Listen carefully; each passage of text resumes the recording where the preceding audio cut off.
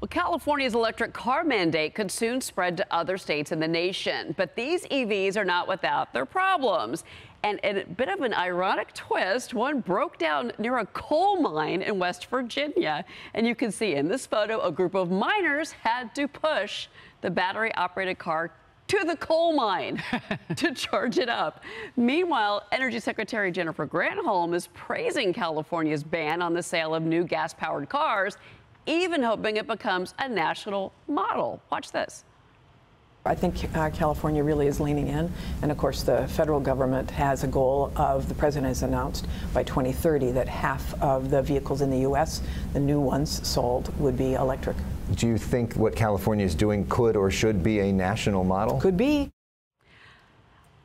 Okay, Mercedes, is California the national model for how we should operate a power grid? Well, I'm sure certain states would agree with California, but what's so troubling here is that why not find a balance between the gas cars as well as the electric vehicles? Some people don't feel comfortable moving in that direction. Quite frankly, with electric vehicles, the middle class, the working class, they can't afford to buy an electric vehicle. You're talking about a global supply chain problem with the rare earth metals that you put into these batteries for electric vehicles. And if you're driving from California to New York, you might not make it in an electric vehicle. So, I mean, this is no model for our country, but it does show that the administration, the Biden administration, is very focused, their goal, their religion, climate change, to demonize and get away and get rid of fossil fuels. Well, and Kennedy, to that point, you know, one of the states that they're talking about here is Colorado. You know, electric vehicle batteries do not do very well in cold climates. Yes. So you can't push that on other states. It can't be a national model. No, it's interesting. It's same with Minnesota, and there's a big pushback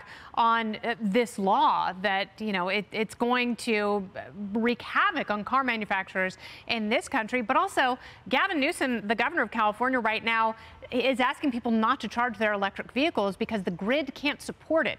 California is in the middle of a massive heat wave that's only getting worse this week. And, you know, they're asking people not to run anything between 4 p.m. and 9 p.m. when the grid is so completely overrun. And that also means electric cars. So I'm looking at this as someone who's lived in California the better part of my life, and I still have a home there. I love going to California despite the leadership there. They have to get on nuclear. They have to, you know, reinvest in nuclear energy. It is plentiful, it is clean, it is cheap, and it will power the state. But the environmental movement has lobbied so hard with their anti-nuclear propaganda that the state will continue to suffer, and poor people will be stuck there. Rich people will leave. And by the way, the average electric vehicle, the cost right now, I looked this up this morning, May of 2022, $54,000. That price has jumped 22% year over year, Harris. I wonder if that's what the driver of this electric vehicle you see on your screen that had to get themselves pushed to a coal mine to actually get charged up.